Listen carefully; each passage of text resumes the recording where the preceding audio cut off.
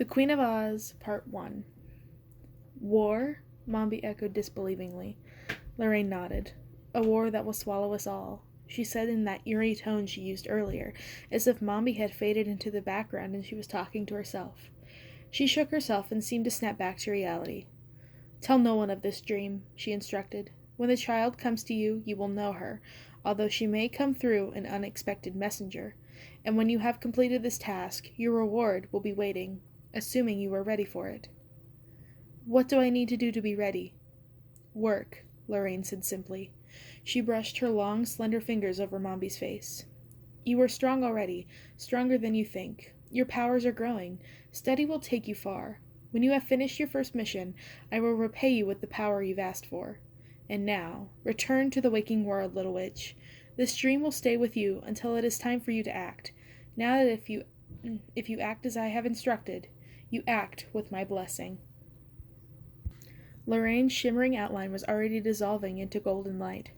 Wait, Mombi cried, but how will I... But she never finished the sentence. She sat bolt upright in her uncomfortable bed in Glinda's palace, her heart pounding. It had all been a dream. None of it was real. But she touched her cheeks where Lorraine's fingers had brushed her face, and her hands came away dusted with a golden powder like flower pollen. Mombi sat in her room for a long time thinking. When dawn came, she packed her things and summoned one of Glinda's flathead servants to help her transport them to a carriage, and by the time the sun was fully up, she was already on her way to the mountains without bothering to say goodbye. Lorraine's instructions, to work hard and ready herself for the reward that would someday be hers, inspired Mombi to renew her efforts. She thought often of what Lorraine had told her, that Glinda was moving behind the scenes, hungry for more power herself. The kind of magic Mombi had been learning before didn't seem strong enough to protect Oz against Glinda's machinations. Mombi was no match for Glinda herself, not until Lorraine came through with her end of the bargain. But that didn't mean she could prepare herself as best as she could for whatever dark days Lorraine had foreseen. For months, she threw herself into her studies. Her pale, lustrous skin grew even paler. Her dark circles appeared underneath her eyes. She would forget to eat for days on end, and soon she was gaunt and haggard-looking.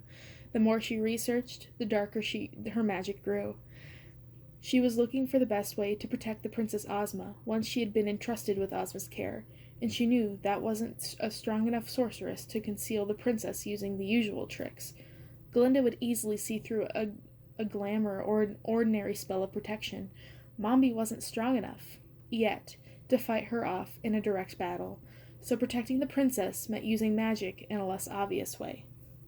It meant a disguise so complete that Ozma would be unrecognizable, which meant transforming her into something, or someone, else. And then came the day Mombi had been waiting for, although it looked at first like any other. She had retreated far into the mountains, building herself a modest cottage in a dark forest far from prying eyes, and Glinda's thoughts. Mombi's morning was perfectly ordinary, an early breakfast of twig tea and pine cake, and settling in her immense stone desk for a marathon of study sessions. But a brusque rap on her wooden front door made her sit up straight. Mombi did not get visitors. Not here, not ever. Which meant that this was one of two things: an enemy or Lorraine. Her heart suddenly racing, she prepared her best defensive spells and threw open the door, and then she stared back in shock. Your Highness? She asked, because standing on her doorstep, looking equal parts irritated and chilled, was the wonderful Wizard of Oz. Despite the length of the journey he must have taken, he was dressed the way he always did, an immaculate top hat polished to a glossy sheen, a spotless dapper suit, and his ever-present cane. There wasn't a speck of dust on him. No snow clung to the edges of his shoes. Yes, yes, he said vaguely, waving a hand. Certainly so. Bit out of the way, aren't you? For the best, probably. Might I come in? It's quite cold.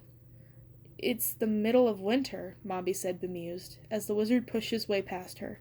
Beyond the front door, she saw a bright expanse of jewel-colored silk fluttering against the white snow. The wizard's framed hot air balloon, which he used to travel from place to place in Oz. As far as she knew, he'd never came this far. And then she saw the child in his arms. The wizard had come to Oz under mysterious circumstances, and taken charge of it almost equally mysteriously. But ordinarily, the people of Oz didn't much care about who ruled them as long as things stayed the same as they always had been, and they were used to their ruler changing every few years. For the most part, despite the musical, cherished nature of the throne, Oz was a peaceful, stable country. The Wizard hadn't changed that, but now seeing him with what she realized must be the baby, Ozma, in his arms, Mombi wondered if that was about to shift. Glinda had designs of her own. Lorraine had told her as much. But the Wizard? Was he mixed up in this too? Mombi's mind raced as she tried to think 2 steps ahead, but the Wizard was already speaking. Very unusual, I do know, he said, as if he'd already completed a request instead of just started talking. But I'll be most indebted to you, dear girl, and I won't mention the other matter, wouldn't dream of it. The Wizard had visited her once already, ages ago, before he'd become Queen of Oz. He was newly arrived in Oz then, and spent years crisscrossing the country searching for its most powerful witches. He had heard of her reputation as a witch, who knew her way around transformations, despite the fact that kind of magic was illegal. He'd asked her 1,000 questions, and spent some time buttering Mombi up before realizing she wasn't nearly as powerful as he'd hoped, and then his attitude toward her cooled noticeably. One morning, he'd simply disappeared.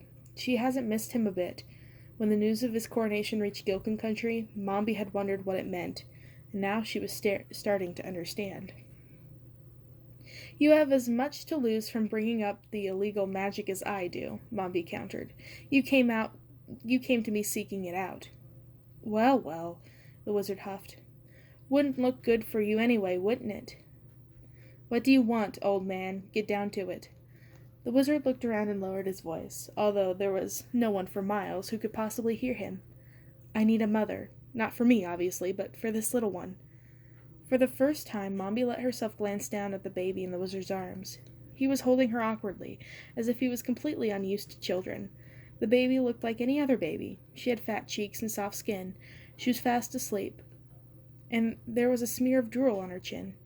She didn't look particularly royal. She didn't look particularly anything. She was just a baby. And then the baby opened her eyes and looked right at Mombi. Those eyes were extraordinary, fathomless, enormous, infinitely wise. They were the eyes of an ancient soul peering out at her form in an incredulous face.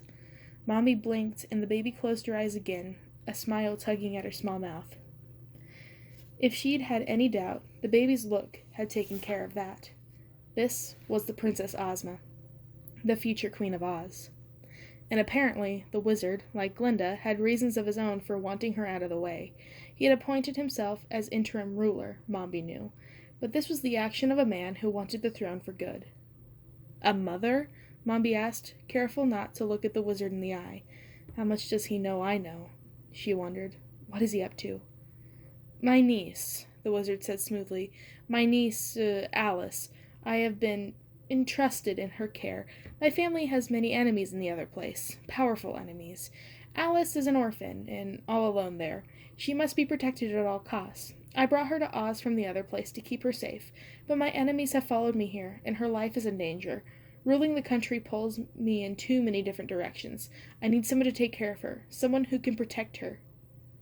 Your enemies? Mombi asked. His story was nonsense, of course, which meant 2 things. He thought she was stupid enough to fall for it, which was insulting, and he didn't know she knew about the princess, which was useful.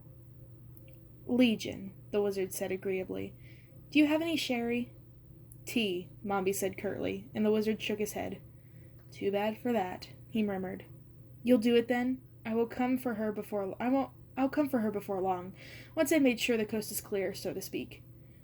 Why have you chosen me to protect your niece? Mombi asked. The Wizard looked around her humble house. Because no one will think to look for her here, he said simply. No one remembers who you are anymore, dear girl.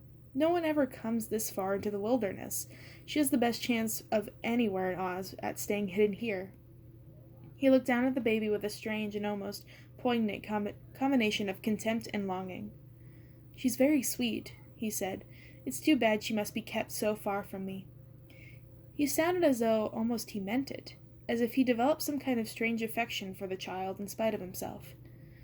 He held the baby out to Mombi, and a flash of annoyance passed through her. How dare he simply assume she would do his bidding? But she remembered her promise to Lorraine, and what Lorraine had promised her in return. She took the baby from his arms without protest. "Hi, Alice," she said quietly. The tiny princess stared at her solemnly and chewed on her thumb. "Glad that's settled, then," the wizard said cheerfully, heading toward the door. "I'll be back sooner or later to fetch her." The wizard, Mombi knew, would likely do no such thing. If he intended to take over Oz, he'd want Ozma out of the way as permanently as possible, without actually killing her outright. But she nodded as if she believed him. "I'll keep her safe," she said. "And I will," she thought. "Just not in the way you think."